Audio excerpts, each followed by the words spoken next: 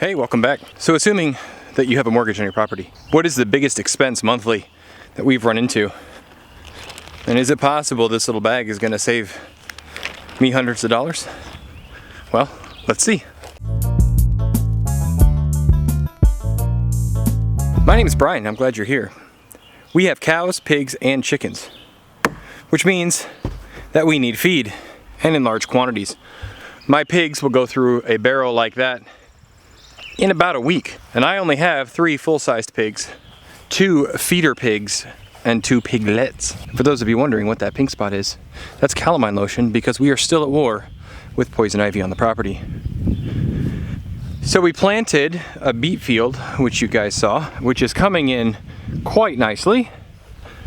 We came through here with the help of some friends who subscribed to this channel and cleaned it up, weeded, spaced them out. These are mangle beets. They can get approximately 20 pounds in size, and both human and pig and chicken and cow can eat them. So we planted roughly 6,000 seeds. I think probably 5,000 germinated, maybe a little better, and then we weeded out several hundred. So we should have a lot of that. But chickens, on the other hand, like seeds. So in looking into what type of seeds to get, we discovered that black oil sunflowers are commonly used as a feed for chickens. Now you can buy a 1-pound bag for like 12 bucks from the fancy schmancy seed stores. I say fancy schmancy. I love those seed stores and the heirloom varieties that they preserve. So, but we're also trying to save $1. So what we did was we bought this bag of bird seed from a very large box store, and then we did a test germination. And to test germinate, we took 10 of them, wrapped them in a wet paper towel, put them in a Ziploc bag, and then taped them to the window. And as you guys can see, 70% germinated. So then we realized that that's a really good germination rate. That entire bag, I think it was a 10 or 15 pound bag, was about 10 bucks. Substantial savings. So what do? We hooked up our 1953 Ford Jubilee, that we affectionately call Lucy, and we plowed and then disked and then planted. Plowed, you say? Oh no, that's the worst thing in the world you could do. Way, the ground is dead forever. Well, this ground out here was so hard, there were places that the plow actually just skimmed right across the top. Look at this. Nothing. The plow didn't bite at all. And in other places it plowed it up quite nicely. You can see back there in the woods. Where I'm standing, our animals have yet to be. So all of that was cropland as well, but our animals have been on it. It's getting softer, more malleable and pliable. This area, not so much. This area was the very first place we had pigs and chickens, and it tilled up quite nicely. We don't always plan on doing that. We are doing our best to do regenerative farming. Our cows are actually rotating, and their food is taken care of by rotational grazing. And you can see our chickens are out in the field currently helping us do that as well. But I need to figure out how to feed them ourselves.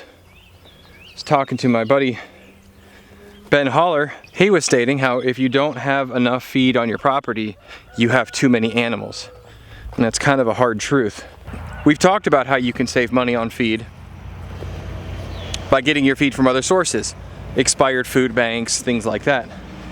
But the thing that has me wondering, and I don't know the answer, so take this for what it's worth, is if I'm feeding my pigs all the stuff that I don't want to eat because it's full of preservatives and everything else, am I by default now eating it because it went through my pig? I don't know how much is filtered out. I don't know. But I do know that if I grow heritage things and the things that our ancestors used to grow for them, that I don't have to worry about any of that stuff. So that's what we're trying to do. Now, if our beets are any indication of the success we're going to have with sunflowers, it's quite possible that this winter we will need no feed. And that would be amazing. During the growing season, it's pretty easy to just have your pigs and cows, and chickens for that matter, run around and eat what they want. But when the stuff stops growing, you got to supplement. So will our seed experiment work? We'll see. Like I said, so far so good with the mangle beets. When we pulled them out and thinned them, chucked them to the pigs, they loved it. It was amazing. We are endeavoring to feed our own animals. I do know about comfrey and a couple of the other types of feeds that people spread around. We're planning on having part of these woods taken out and having feed plots of that stuff. But for now, we need stuff like the dent corn that we've planted, the mangle beets, and the sunflower seeds that I can harvest easily and chuck into barrels and store for them. So that's what we're endeavoring to do. How do you feed your animals? Let us know in the comments below. If you haven't already, hit that like button. Hope you subscribe to our channel. Keep growing as you grow, and we'll see you next time here at Planet Farms.